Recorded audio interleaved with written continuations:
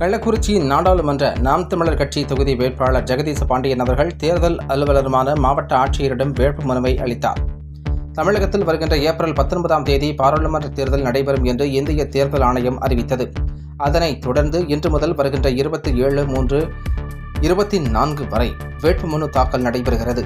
அதனைத் தொடர்ந்து இன்று கள்ளக்குறிச்சி தேர்தல் அதிகாரியாக மாவட்ட ஆட்சியர் ஸ்டவன்குமார் பொறுப்பேற்று தொடர்ந்து இன்று கள்ளக்குறிச்சி பாராளுமன்றத்தில் போட்டியிடும் கட்சியின் வேட்பாளர்கள் மற்றும் சுயேட்சை வேட்பாளர்கள் வேட்பு மனுக்களை இன்று முதல் அளித்து வருகின்றனர். அதனைத் தொடர்ந்து இன்று முதல் வேட்பு மனுவாக நாம் தமிழர் கட்சியின் வேட்பாளர் ஜெகதீச பாண்டியன் தனது ஆதரவாளர்களுடன் 2 சக்கர வாகனம், 4 சக்கர வாகனம் மேளதாளம் முழங்க பேரணியாக மாவட்ட தேர்தல் அதிகாரி ஸ்டவன்குமார் அவர்களிடம் வேட்புமனுவை தாக்கல் செய்தார். அதனைத் தொடர்ந்து மாவட்ட ஆட்சியர் முன்பு தேர்தல் உறுதிமொழி ஏற்றுக்கொண்டார். இதில் நாம் தமிழர் கட்சியின் நிர்வாகிகள் சுமார் 200க்கும் மேற்பட்டோர் உடன் பேரணியாக வந்தனர். கள்ளக்குறிச்சி மாவட்டத்தில் 2024 நாடாளுமன்ற தொகுதியில் முதலில் வேட்புமனுவை அளித்தவர் நாம் தமிழர் கட்சி வேட்பாளர் ஜெகதீச பாண்டியன் என்பது குறிப்பிடத்தக்கது.